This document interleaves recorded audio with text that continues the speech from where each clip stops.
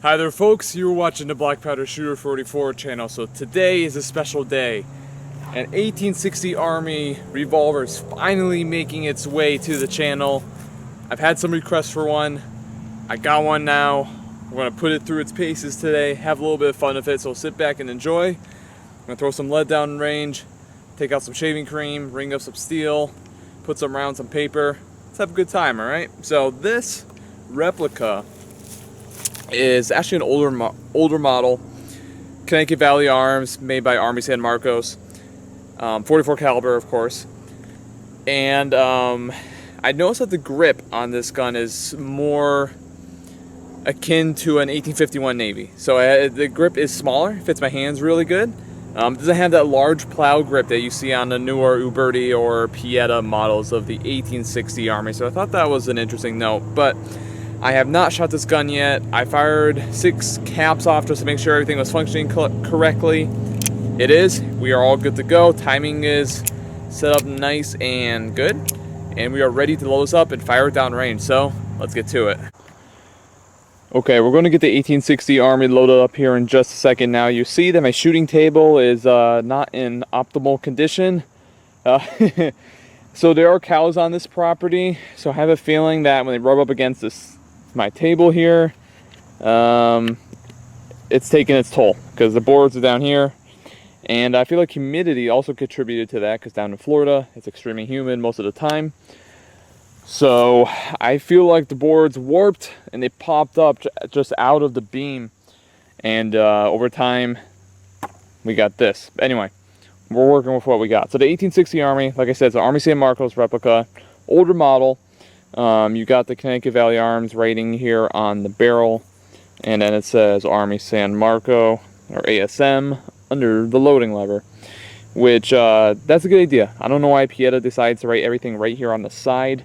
You know, it's more aesthetically pleasing when you have one of these guns that doesn't have markings all over it, right? To disguise it pretty well.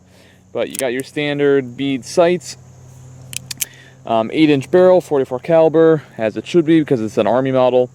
And we're going to get it loaded up here on the gun today and move forward. So let's get to it.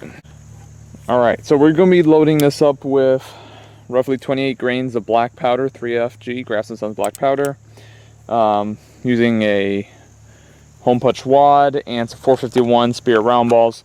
I have 454, they just had to make it down with me to the range today, so we're going to go with 451s and we'll be good to go. So, 30 grains of powder in this flask, or 28 grains I guess. Fill that up, pour into a chamber, just like that. Grab a wad, and we're going to place that over the chamber. I don't do this to prevent chain fires. That's what having a properly sized ball does. And a properly fitting cap. 454s would be better than 451, but it's okay. This is to prevent fouling from building up too excessively. Some people have told me that it harms the powder charge. That has not been my experience.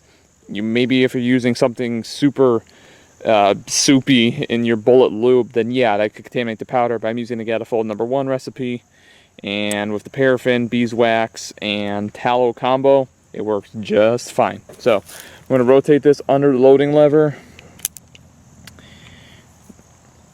and send her home. And we did get a ring of lead, so we know that we have a tight seal. We're going to do that 6 times, cap her up, shoot her off downrange. Okay, the 1860 Army is loaded up. You know the drill. We got a paper target set up down there. Let's see how we do at about 10 yards or so.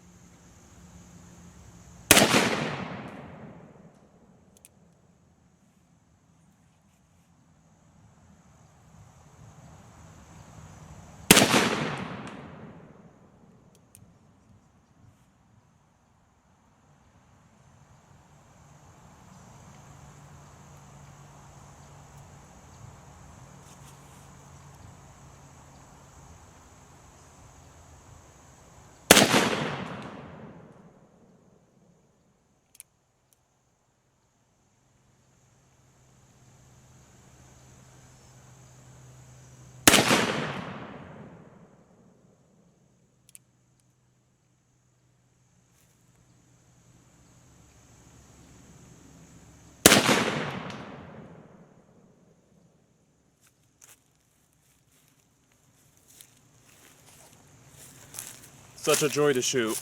Okay, so it's going high as is to be expected with a Colt style cap and ball revolver, but it's actually really accurate. I mean, that's a nice little grouping right there. 1, 2, 3, 4, 5, and I believe we had one go over the top right here. So, nice little 6-shot grouping. Let's take on some steel.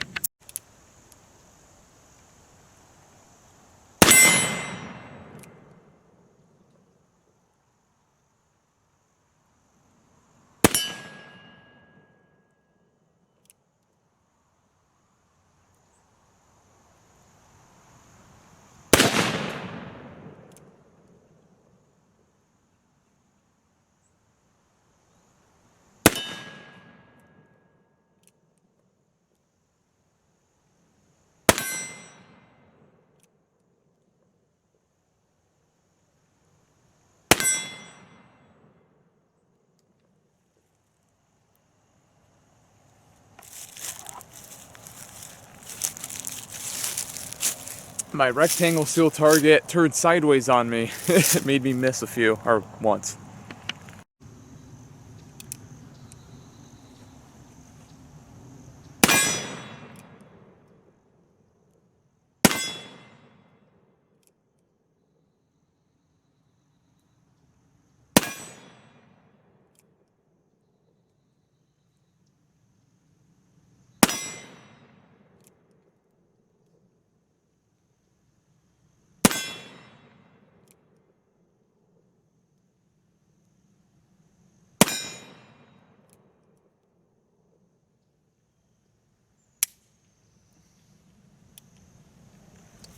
That was 6. Okay, there are 6 cans of shaving cream down there. Now, not all of them have shaving cream in them, so it's up to the 1860 Army to tell us which ones are full of shaving cream and which ones are not. Let's get to it.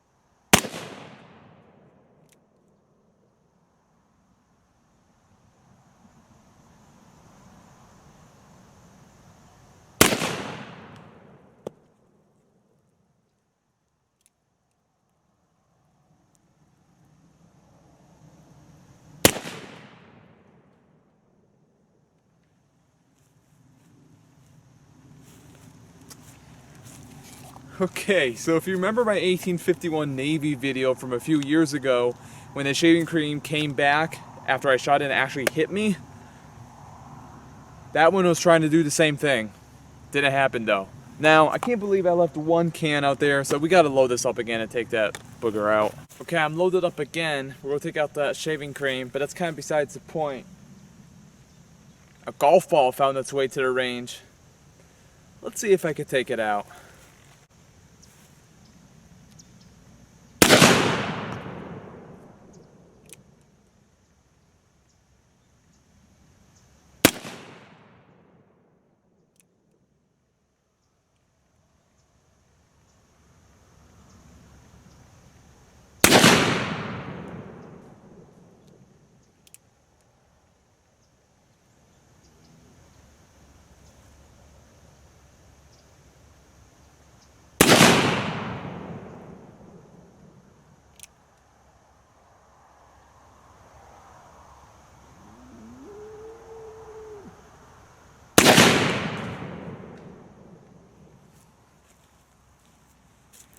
Okay, so I checked where it was sitting. I had it sitting on some shaving cream down there on the boards, and it looked like it got picked clean out of there.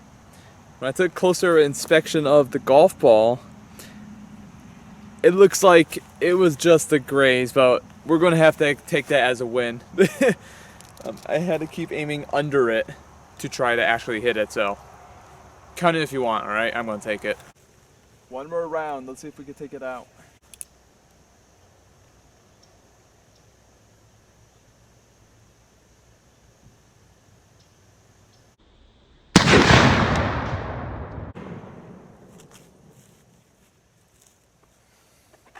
Okay, that one was legit. Okay, so when I shot it this time, it went flying, so I knew I got it. Right there. So it looks like we got the top of the ball, so it was throwing me off because I had to aim, you know, under it because I can't aim right at it with the Colt because it shoots a little high. But I got it figured out, so I'm dialed in at 5 yards, all right? Okay, that's gonna wrap up today's video on the 1860 Army by Armi San Marcos. What's not to like about it? Great little shooter, did not gum up at all during shooting. Just gave it a little twist when I was firing. It will dump out the spent caps. Gotta love the power of the 44 caliber. It's a nice little punch, powerful, a lot of fun to shoot. You can't beat it, right? So, highly recommend and highly rate the experience of shooting this. You know, there's some Kevin ball revolvers I've shot that you get done and you're like, that was pretty problematic. This one ran very smoothly today. So again, a lot of fun to shoot. You can't beat it. With the Armi San Marcos, something I've been wondering, to all you Armi San Marcos people, because I'm mostly a Pieta and Uberti guy, if a part breaks in one of these, can you fit a Uberti part to one of these? I'm pretty sure I've read before that they have similar specs, so you can kind of interchange parts, but it could be wrong. So you tell me. I don't want to say something that I don't know, because I think this is my only Armi San Marcos gun. So yeah, you let me know.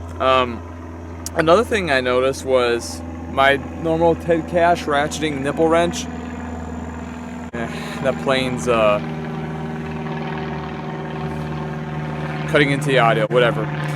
My Ted Cash ratcheting nipple wrench fits most of all my Kevin ball revolvers. Does not fit this one. I noticed it wasn't fitting in the nipple slot, which is interesting. I actually do have a T-style wrench coming in the mail from Track of the Wolf for another one of my revolvers. I already have a few wrenches, but I'm just adding another one to the collection. I was hoping to get it sooner, but they said, oh, you will receive your order in 2 to 21 days. Like, I just ordered one thing, but anyway. So, fun little shooter. To all those people, all of you who shoot Armi San Marcos guns, I can see why you like them. It's a fun little shooter, and you can't beat it. So that's it for today. Thank you all for watching, and until next time, have a great day.